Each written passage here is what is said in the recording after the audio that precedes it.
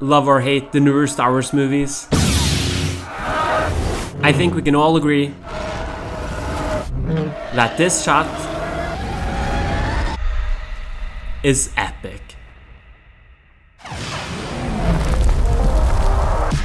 So let's try to recreate it, though we have a few challenges to overcome. First of all, I don't own a wire that can make me jump 20 feet in the air, so we'll have to get creative there.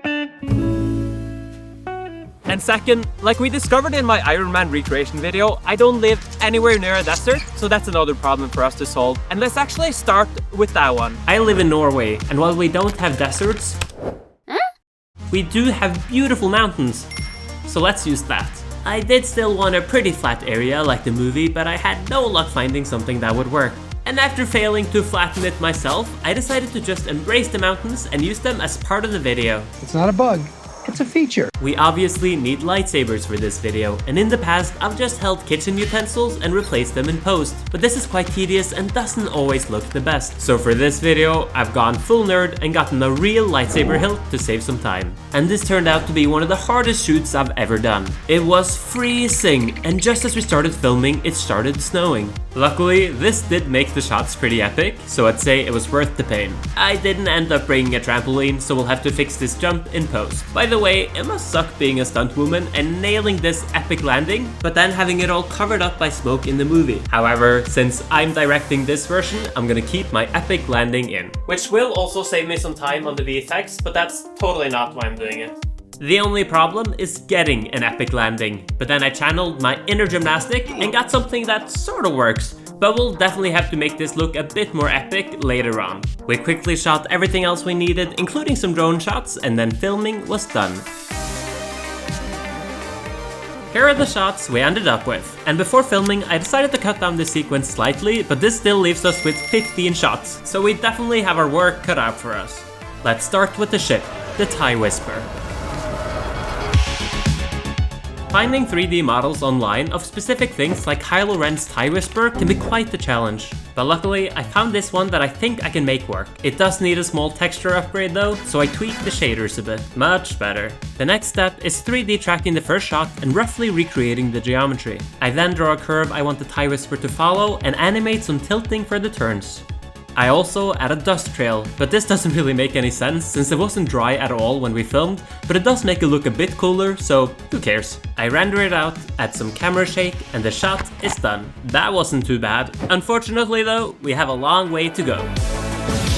The lightsaber effect is actually pretty easy to create nowadays, but it didn't always used to be this way. The first lightsaber effect was created using a rotating rod with reflective tape that would cause a nice bright flicker, though this would only work at certain angles and was quite inconsistent in general. So they switched to physically tracing the film frame by frame and shining actual light onto it to create a glow effect. From there, computers took over and the lightsaber look slowly improved over time. They've even gone back and redone the old reflective tape effect with digital effects, which is a bit of a shame, but seeing the before and afters is quite interesting. Nowadays, they're even using LED lights on set to get light onto the actors and environment, and the beams look incredible.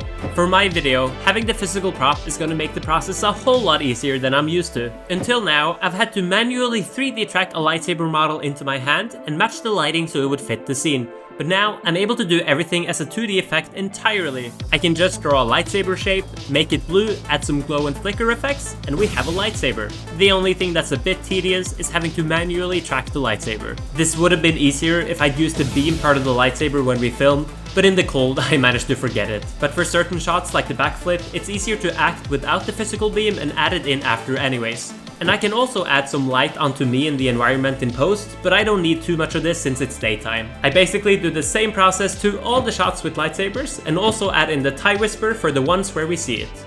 And with this, we can finalize a few more shots. In order to keep being able to make these videos full time, I reached out to a company that I've been using for years to create my videos, Artlist, and they generously agreed to sponsor the video. Pretty much all of the music and sound effects on my entire channel are from Artlist, and that is for two reasons. One, they have a crazy amount of high quality sound effects and music, and it's all easily searchable. And two, I can sleep soundly at night knowing that I won't get any copyright strikes on YouTube and still be able to use any type of music that I want in my videos. As a VFX artist, sound effects are especially important as they really help sell an effect. Just listen to this. compared to this. I'm always recommending Artlist to friends getting into the creator space, as the value they provide is so worth the price. Now, not only do they have this vast catalog of sound effects and music, they also have stock footage, AI voiceover, software templates, and they just released LUTs, which I'm personally so pumped about.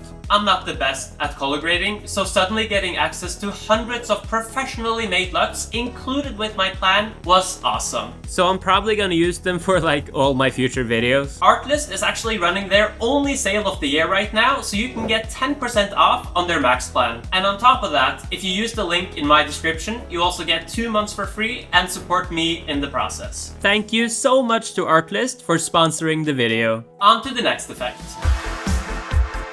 Okay, time to tackle the backflip. The main issue here is that I can't jump 20 feet in the air like Rey, so the way to fix that is with a digidouble. A digital double is a 3D character that looks like a person, and movies use these all the time. This is a digidouble, this is a digidouble, and this is just Jackie Chan being Jackie Chan. It's kinda like a stunt person. They're typically created with expensive scans of the actor and a bunch of manual work to get it to look exactly like them. I don't have the time or skills for this, so I'm gonna cheat a bit. There's this awesome tool called PyView HD, or if you wish, multi-level pixel-aligned implicit function for high-resolution 3D human digitization. Maybe not the most marketable name, but luckily the time they didn't spend towards making a good name, they spent towards creating an awesome tool which lets you turn images into 3D models, or in other words, digidoubles. While shooting, I made sure to get this interesting video that I export an image from and run through the tool.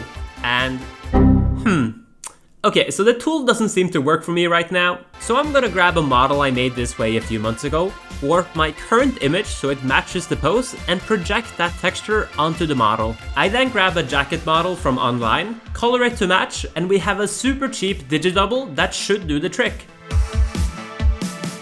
I figured I'd just copy the jump that Rey does, and we can do this by tracking the shot and just matching a few of the poses that she does. And boom, we have a decent animation. The most unrealistic part is me being this flexible. I then add this to my shot, animate the ship, simulate my jacket, and add a 3D model of the lightsaber to my hand. I do the same process for the shot above, and also add the cut by carving a hole in the ship, adding glowing edges and sparks. For the backflip landing, I move myself higher and add in the ship. I couldn't quite get the angle of the lightsaber to look right for the landing, so I decided to just turn it off mid-air. And with this, we can finalize the shots that are arguably the hardest. For the ship tearing apart and smashing into the ground, I had an idea while filming. Tracking a camera movement this fast and with this much motion blur is super hard. So I decided to film it in slow motion. I'll do everything for this shot in slow motion and speed it up at the end so it looks real time. It's my first time trying this, so I really hope it works. Once again, I track the shot and then simulate the ship like 50 different times until I get something that I'm happy with. I wanted to see what it would look like sped up, and luckily it seems to be working. I then do a smoke simulation for the broken engine and render everything out. I composite it together, add some dirt explosion elements when it hits the ground, and finally speed it up. And it's done. I noticed that some shots had almost no snow in them, so I added some snow in post to make up for this. I also realized we forgot to move our gear from this shot, so I painted it out. Now, all that's left is the sound effects, which are super important to make everything feel real. I use some from the movie, but get most from Artlist, and it's actually quite fun when I can just search for whatever I need and get a bunch of options that all fit, like this grass impact sound.